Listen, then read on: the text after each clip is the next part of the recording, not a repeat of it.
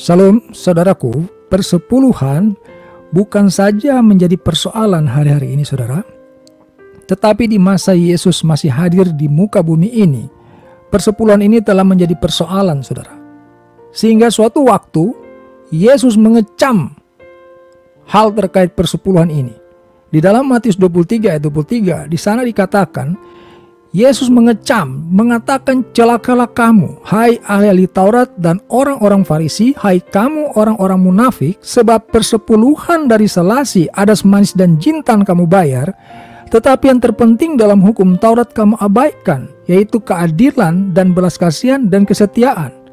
Yang satu harus dilakukan dan yang lain jangan diabaikan.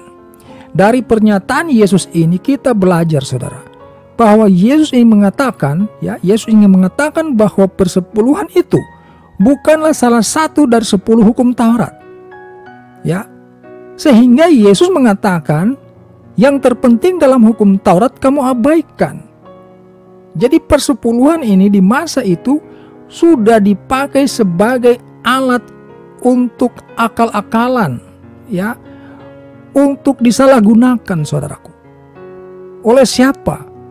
Ahli-ahli Taurat di sini mewakili orang-orang yang paham agama, saudara. Dan yang kedua adalah orang-orang munafik. Jadi persepuluhan ini telah disalahgunakan oleh orang-orang yang paham agama dan oleh orang-orang munafik, saudara.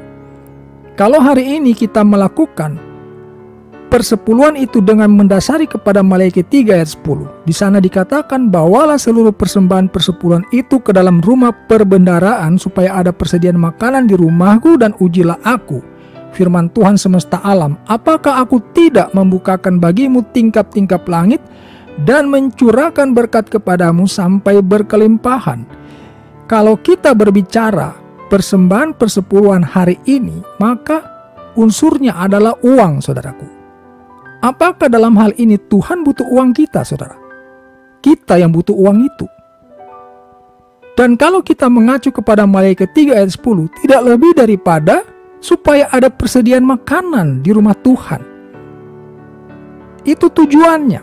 Artinya, di sini mewakili hal yang primer. Jadi persepuluhan itu hanya untuk supaya ada persediaan makanan, bukan supaya ada mobil mewah, ya, tas mahal, ya, perhiasan yang mahal, ya, parfum yang mahal. Bukan hal seperti itu. Bukan untuk hal-hal sekunder. Kemudian Tuhan memberikan imbalan, ya. Kalau kita melakukan itu dengan setia, dengan cara yang benar, dengan motivasi yang benar, maka Tuhan menjanjikan memang bahwa bagimu Tuhan akan membukakan tingkap-tingkap langit dan mencurahkan berkat kepadamu sampai berkelimpahan. Jadi persepuluhan itu bukan alat tukar, saudara. Ada di dalam situ suatu ketaatan, ujian terhadap keimanan kamu, kepercayaan kamu kepada Allah semesta alam. Dan ketika persepuluhan itu pada waktu itu dilakukan, kita juga harus ingat bahwa penebusan dosa kita itu adalah dengan korban binatang, saudara. Ya, adalah dengan korban binatang. Tetapi hari ini keselamatan kita itu oleh karena pengorbanan Yesus Kristus di kayu salib, ya, yang mencurahkan darahnya untuk menyucikan dan menebus dosa-dosa kita, saudara.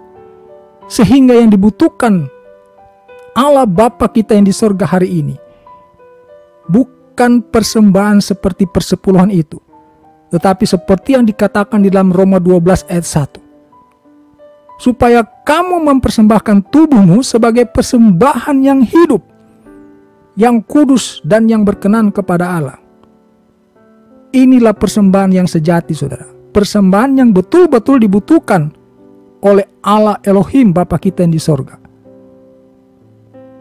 Kalau dulu saudara memberikan persepuluhan itu berupa materi, penebusan dosanya juga dilakukan dengan korban binatang. Tetapi hari ini penebusan dosa itu dilakukan oleh Yesus Kristus dengan menumpahkan darahnya di kayu salib, sehingga yang dibutuhkan dari kita adalah mempersembahkan tubuh kita sebagai persembahan yang hidup, yang kudus dan yang berkenan kepada Allah.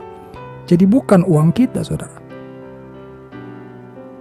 Dan yang kedua, saudara, dikatakan di situ, saudara, bahwa ketika orang pada masa itu memberikan persepuluhan, yang mana persepuluhan itu bukanlah salah satu dari 10 hukum Taurat, mereka justru mengedepankan soal persepuluhan itu dan mengabaikan mengenai hukum Taurat, yang 10 hukum Taurat itu, saudara.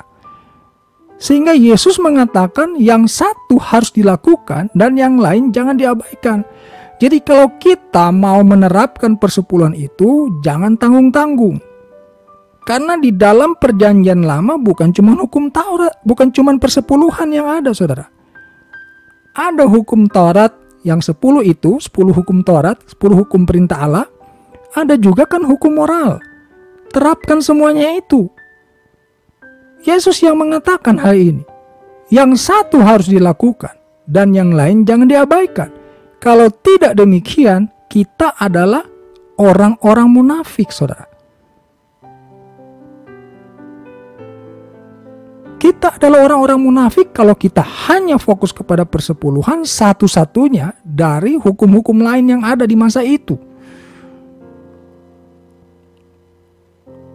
Hari ini kita membutuhkan keselamatan dan Tuhan tidak membutuhkan uang kita. Yang membutuhkan uang itu adalah manusia. Kita pergunakan uang itu untuk memperbesar, memperluas kerajaan Allah. Untuk hal-hal primer terkait dengan pekabaran Injil. Ya, untuk menjangkau jiwa-jiwa. Jadi kalau kita menggunakan persepuluhan itu dengan cara dan motivasi yang salah, maka sekarang kita kembali lagi harus mengingat apa yang dikatakan oleh Yesus itu. Celakalah kamu, hai ahli-ahli Taurat. Ahli-ahli Taurat ini mewakili orang-orang yang paham agama. Begitu juga dengan orang-orang Farisi. Lalu dikatakan juga, hai kamu orang-orang munafik. Hati-hati saudara dengan persepuluhan itu. Jangan sampai kita itu termasuk daripada orang-orang munafik ini. Kita memberi persepuluhan itu dengan motivasi yang tidak benar. Kita menggunakan uang persepuluhan itu juga dengan motivasi yang tidak benar. Itulah orang-orang munafik, saudara. Apakah kita sungguh-sungguh menggunakan uang persepuluhan itu dengan motivasi untuk memperbesar kerajaan Allah, yaitu misalnya kita membangun gereja, membangun prasarana, ya, memperluas pekabaran Injil, membiayai hamba-hamba Tuhan di pedalaman. Hal-hal primer, saudara, yang terkait dengan pekerjaan Tuhan. Kalau sampai uang persepuluhan itu digunakan untuk kepentingan pribadi, maka ingatlah, di masa lalu itu, Yesus sudah mengecam perilaku orang-orang yang menyimpangkan persepuluhan tersebut.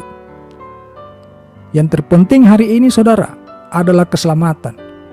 Bukan masalah uang lagi, saudara. Maka Yesus mengatakan, ya, di dalam firman Tuhan dikatakan, persembahkanlah tubuhmu sebagai persembahan yang hidup, yang kudus, dan yang berkenan kepada Allah. Kita tidak lagi bicara mengenai uang persembahan, tetapi persembahan seluruh hidup kita, menjaga kekudusan agar hidup kita berkenan kepada Allah. Berkat sudah pasti disediakan oleh Allah Bapa kita yang di surga. Ya, berkat ada buat kita, bukan karena kita memberikan persepuluhan, saudara. Ya, hari ini kita berbeda dengan masa lalu. Di masa lalu persembahan persepuluhan itu masih dikaitkan dengan berkat Tuhan. Tetapi jangan lupa juga di masa itu, penebusan dosa kita itu dikaitkan dengan korban hewan, korban binatang. Tetapi hari ini, penebusan dosa kita adalah dengan korban Yesus Kristus di kayu salib. Sehingga yang dibutuhkan hari ini bukan lagi soal kita mendapatkan berkat dengan cara kita memberikan harta kita, tetapi kita menerima berkat daripada Tuhan dengan kita mempersembahkan tubuh kita sebagai persembahan yang hidup, yang kudus dan yang berkenan.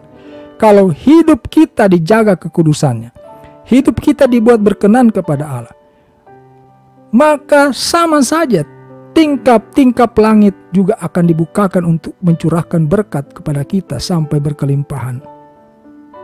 Karena kita telah melakukan lebih daripada sekedar persembahan persepuluhan, saudara.